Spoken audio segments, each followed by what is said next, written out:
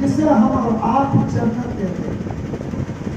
جنت کا وعدہ صرف اللہ تبارک و تعالی نے ایمان والوں کو کیا۔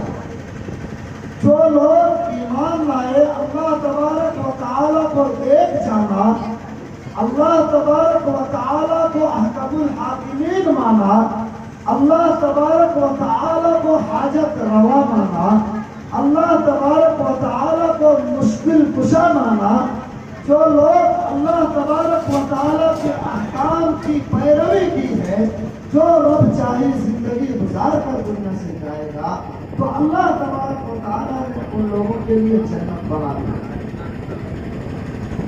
ایمان والوں کے لیے جنت بنائی۔ تو اللہ تبارک و تعالی فرماتا ہے، اے ایمان والوں پرہیز کرو، بچو۔ اس آیت میں فرمایا، یا ایھا